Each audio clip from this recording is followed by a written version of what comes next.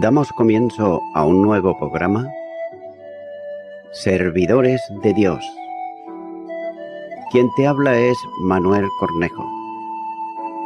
Estaré compartiendo la palabra de Dios y lo haré de una manera expositiva, versículo a versículo.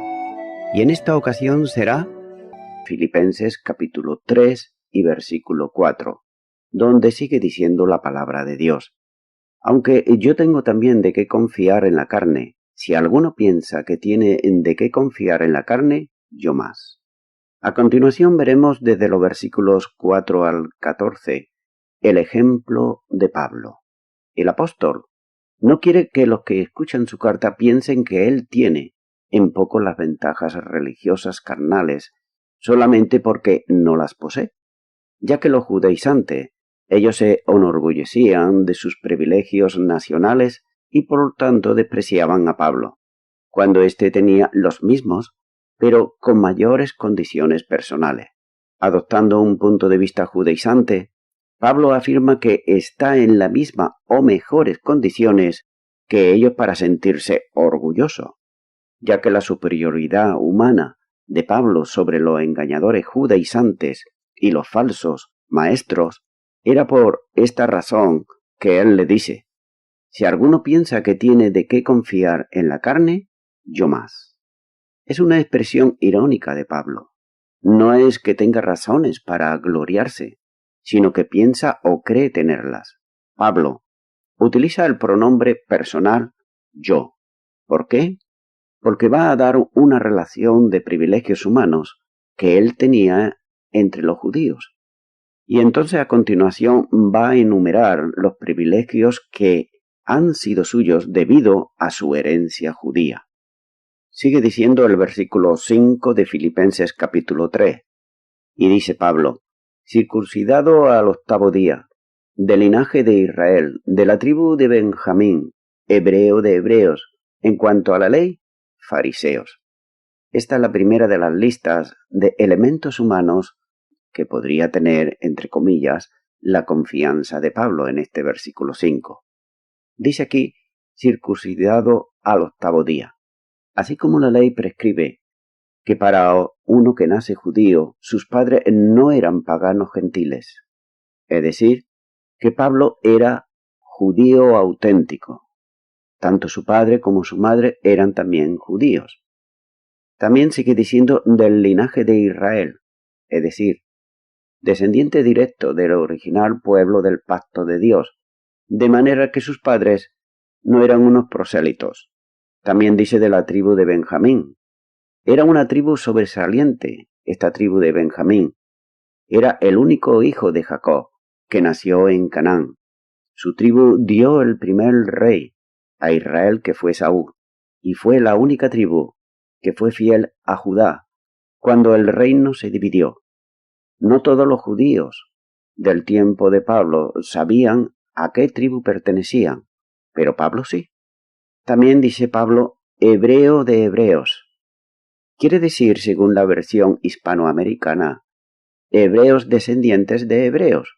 Significa que sus padres no eran judíos helenitas, que hablaban solo el griego, sino judíos hebreos que seguían usando también el hebreo o el arameo, aunque viviesen fuera de Canaán, como este era el caso.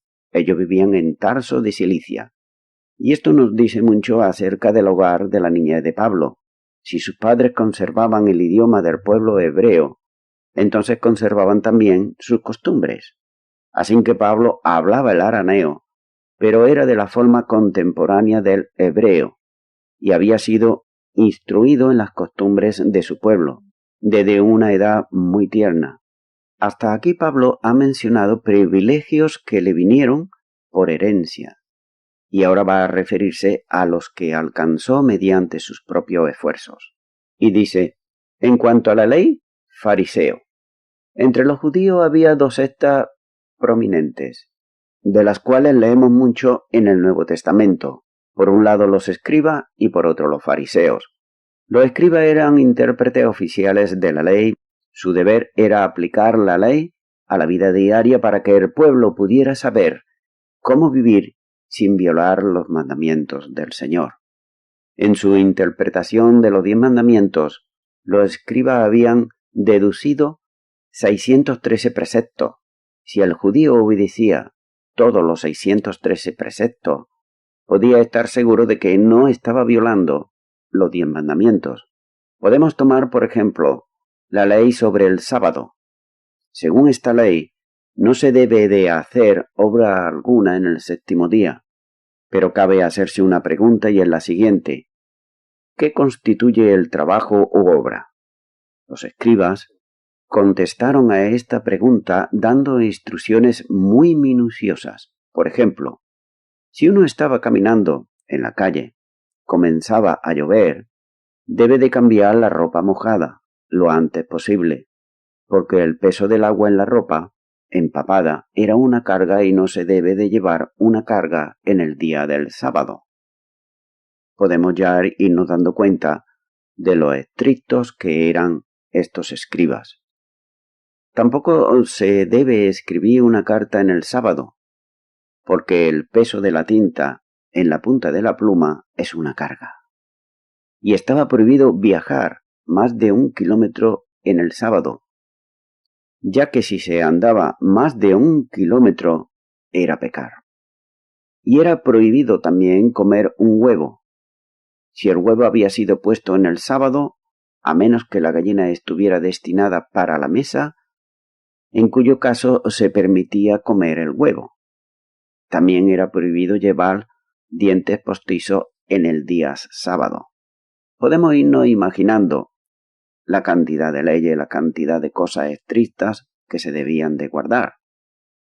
Por ello vemos que con solo estos ejemplos anteriores podemos darnos cuenta de lo muy difícil que era cumplir con los 613 preceptos.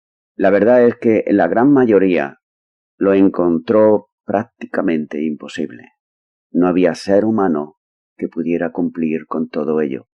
Si tenían que vivir una vida normal y atender sus responsabilidades, el resultado es que muchos del pueblo común se diesen por vencidos, no haciendo así el esfuerzo y sí ganándose de este modo el nombre de pecadores.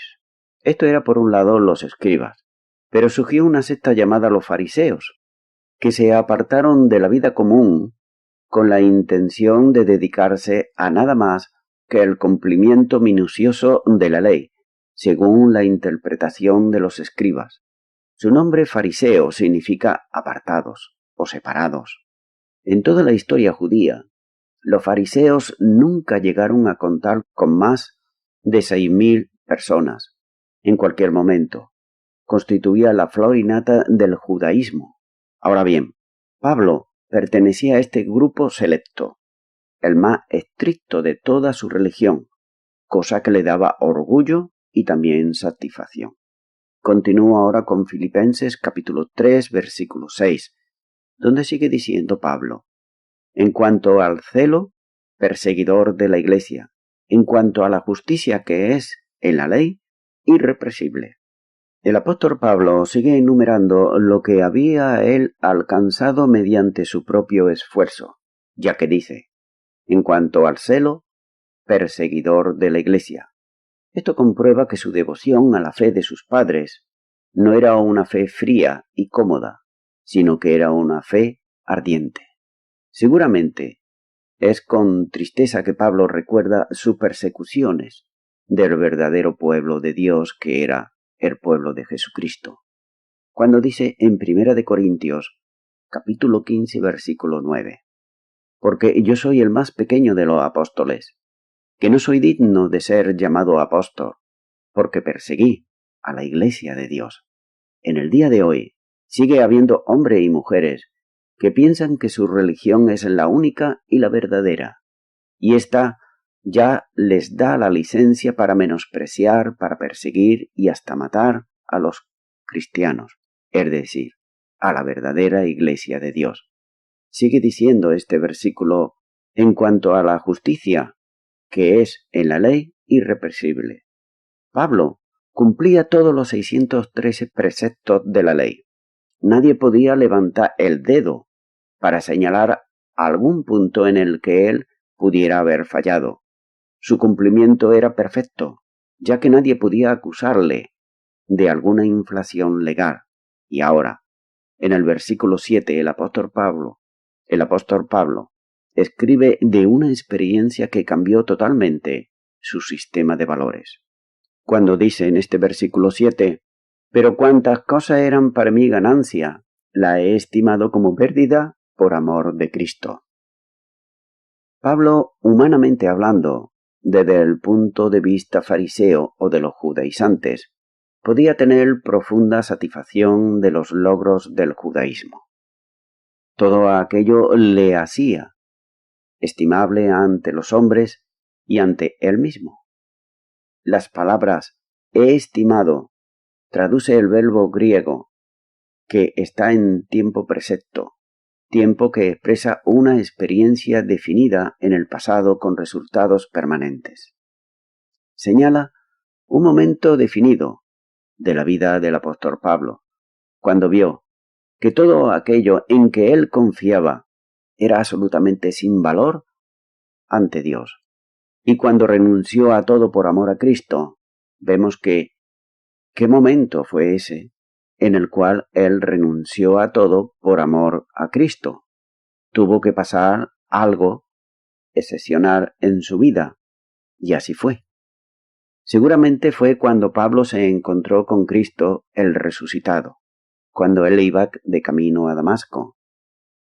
En aquel momento Pablo entendió que lo que él antes consideraba de su sumo valor era realmente peor que nada. Además, no era solamente peor que nada, sino que también era un obstáculo entre él y Dios. Así que Pablo, al tener el encuentro con Jesús, tuvo un cambio también de mentalidad. ¿Sabes? Cada día los cristianos y las cristianas tenemos que decidir cómo considerar muchas cosas. La buena educación, la riqueza, el talento especial es ganancia o puede ser pérdida. Todo depende de cómo se utilice. Tales cosas pueden ser ganancia si se dedican para el Señor, o pueden hundir el alma en la perdición si solamente se utilizan para el bien propio y el orgullo propio de la persona. Muchas cosas que el mundo considera como gran ganancia, en realidad, delante de Dios, son pérdida.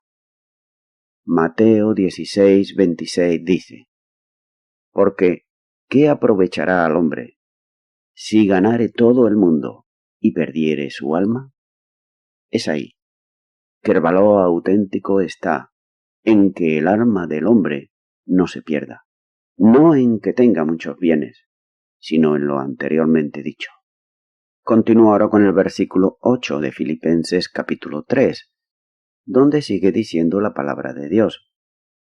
Y ciertamente aún estimo todas las cosas como pérdida, por la excelencia del conocimiento de Cristo Jesús, mi Señor, por amor del cual lo he perdido todo, y lo tengo por basura para ganar a Cristo. Hallamos aquí en este versículo 8 un cambio de sentimientos y de orientación de parte de Pablo. Pablo declara con aún mayor énfasis su renuncia de todo. Así se expresa la fuerza y la pasión de la convicción de Pablo, cuando él dice estimo. Está en tiempo presente, es decir, que sigue estimando, mientras que en el versículo anterior este verbo aparece en tiempo perfecto. 25 o 28 años antes, desde que Pablo se encontró con Cristo en el camino de Damasco, él no había cambiado, él seguía estimando todas las cosas, como veremos más adelante. En aquel entonces estimó que lo que para él era ganancia ya quedaba sin valor en comparación con Cristo. Y todavía, un cuarto de siglo después, sigue aún estimando las mismas cosas. Hay aquí una reflexión o un pensamiento para la vida de cada cristiano y cada cristiana, y es el siguiente. El apóstol Pablo era de los que perseveran en el Señor, pese a que parte del mundo estaba en contra de él por causa de Cristo y de lo que predicaba, Pablo sabía muy bien en quién había creído. ¿Qué gozo más grande podemos nosotros sentir los cristianos cuando tras algunos años, tal vez, sin ver ni saber de algún hermano o alguna hermana, nos encontramos en un evento o nos encontramos en la iglesia, viene a visitarnos algún hermano o hermana que llevábamos años que no sabíamos de él? Pese a que esos hermanos y nosotros mismos hayamos pasado por tribulaciones y por circunstancias adversas, ¿sabes? Todos, pasados los años, aún continuamos perseverando en Cristo Jesús. Y esto nos muestra que cuando realmente una persona ha tenido un encuentro con Jesucristo y lo ha aceptado en su corazón como su Señor y su Salvador, le es fácil llegar a la conclusión que llegó el apóstol Pablo. No hay logros humanos o conocimiento más valioso que se pueda comparar con el conocimiento de Cristo Jesús. La Biblia menciona varias parábolas que ilustran la importancia de conocer a Jesucristo, pues se trata nada más y nada menos que de la salvación y de la vida eterna y de la vida abundante. Además, el reino de los cielos es semejante a un tesoro escondido en un campo, el cual un hombre halla y lo esconde de nuevo, y gozoso por ello va y vende todo lo que tiene y compra aquel campo. También, el reino de los cielos es semejante a un mercader que busca buenas perlas, pero habiendo hallado una perla preciosa, fue y vendió todo lo que tenía y la compró, como nos dice en Marcos capítulo 13 versículos 44 al 46. Así que Pablo el apóstol renunció a la elocuencia humana para proclamar el mensaje de la cruz, como nos dice en 1 de Corintios capítulo 1 y versículo 17, donde dice: Pues no me envió Cristo a bautizar, sino a predicar el Evangelio, no con sabiduría de palabras, para que no se haga vana la cruz de Cristo. También Pablo renunció a su tranquilidad personal para convertirse en objeto de persecución. 1 de Corintios capítulo 4 y versículo 11 dice: Hasta esta hora padecemos hambre, tenemos sed, estamos desnudos, somos abofeteados y no tenemos morada fija. Y el versículo 12 dice: Nos fatigamos trabajando con nuestras propias manos, nos maldicen y bendecimos, padecemos persecución y la soportamos. Así que podemos ver que Pablo podía estar muy tranquilo en casa y tener toda clase de comodidades, pero por amor a Cristo lo dejó todo. Así que Pablo sufrió la pérdida de todo. Por ejemplo, sufrió la pérdida de su empleo, de su reputación, de su seguridad física, de sus amigos y, por último, de su vida. Pero ahora habla de lo que ganó en Cristo.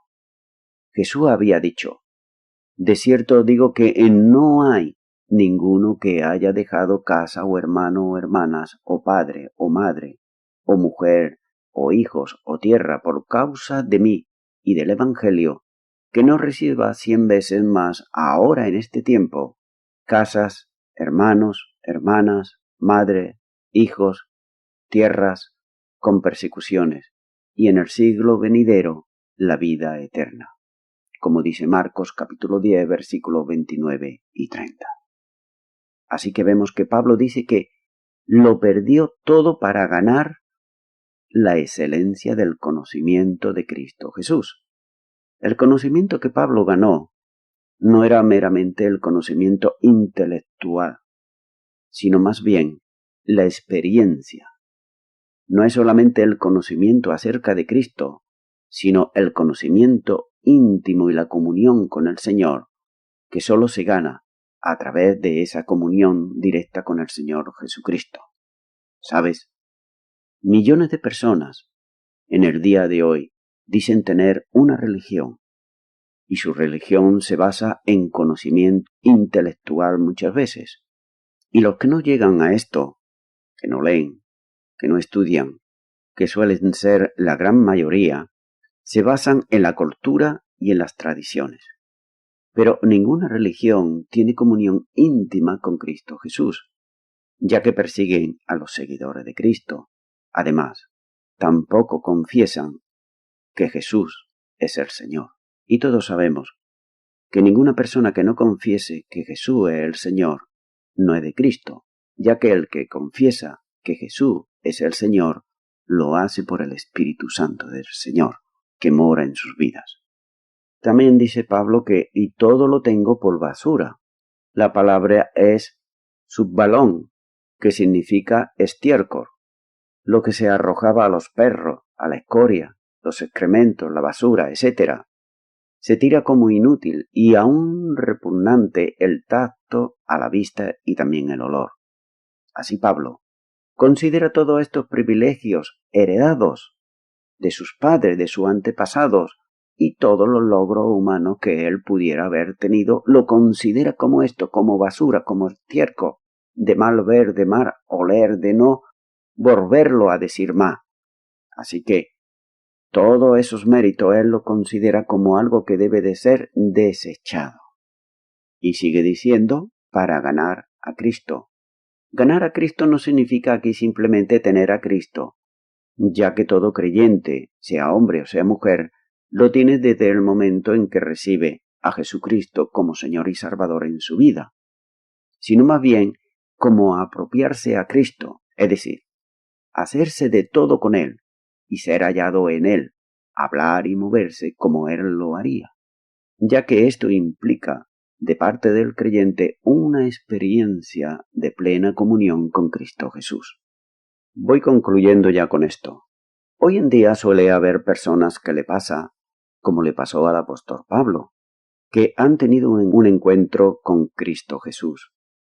Y suelen ser personas que bien pudieran ser abogados, médicos, religiosos, pescadores, carpinteros, inspectores de hacienda, comerciantes y un largo etcétera. Y son estas personas, somos, los que podemos valorar después de haber tenido ese encuentro con Cristo Jesús. ¿Sabes por qué? Porque nosotros hemos estado al otro lado. Nosotros sabemos lo que es estar sin Cristo en esta vida, pero también sabemos lo que es tener a Cristo en nuestro corazón. Por eso, nosotros podemos valorar qué es lo que verdaderamente tiene valor en la vida de una persona y qué es por lo que vale la pena el luchar, el trabajar y dejar de lo que antes se pensaba que era lo más valioso. Pero sabes, cuando realmente encontramos lo que tiene sentido para nuestra vida, lo que da sentido a nuestro ser, es cuando realmente nos damos cuenta que todo aquello que antes teníamos como títulos o como consideraciones humanas o privilegios, vemos que todo eso es absolutamente basura. Mi amigo y mi amiga, pudiera pensarse que las personas que dejan los negocios de este mundo y se van a trabajar para Dios, pareciera que él no sabe lo que hace. ¿Por qué? Porque están perdiendo unos beneficios que no los van a obtener. Lo están desperdiciando su tiempo, se piensa así. Pudieran ganar un dinero, pudieran tener ganancias, pudieran tener casas, coches, etc. Sin embargo, la mejor decisión que puede hacer cualquier persona es por Cristo Jesús. Esto no quiere decir que ya se deje absolutamente todo. No, seguimos trabajando, seguimos haciendo cosas en esta vida, pero sabes, antes nuestra meta principal, nuestro principal deseo, ¿cuál era? Ganar dinero, tener muchos bienes. ¿Pero de qué sirve tener muchos bienes? El mismo Señor Jesús dijo a un joven que era rico, y él estaba pensando entre sí, de que había tenido mucha ganancia y no sabía qué hacer con ellas. Y reflexionando sobre sí, dijo, bueno, esto haré. Voy a derribar los graneros que tenga y voy a construir otros más grandes, porque la abundancia de trigo que he tenido es mucha. Él estaba preocupado por eso. Entonces, él escuchó la voz de Dios que le dijo: necio, esta noche vienen a buscar tu alma. ¿Y qué tendrás? Lo más importante que cualquier persona puede buscar en el día de hoy es la salvación de su alma. Y esa salvación solamente se encuentra en la persona de Cristo Jesús. Si tú, mi amigo y mi amiga, aún no tienes a Cristo Jesús en tu vida como Señor y Salvador, ahora puedes recibirle en tu corazón y será la mejor decisión que hayas tomado en tu vida. Por ello, te animo a que puedas orar conmigo. Si no sabes cómo hacerlo, repite conmigo y di ahí a donde tú estás: Señor Jesús, me arrepiento de mis pecados. Te pido perdón por ellos. Te abro mi corazón y te recibo como mi Señor y mi Salvador. Y te doy gracias, porque hoy me he dado cuenta que lo más valioso de esta vida es tenerte a ti en mi corazón. Gracias en el nombre de Jesús. Amén.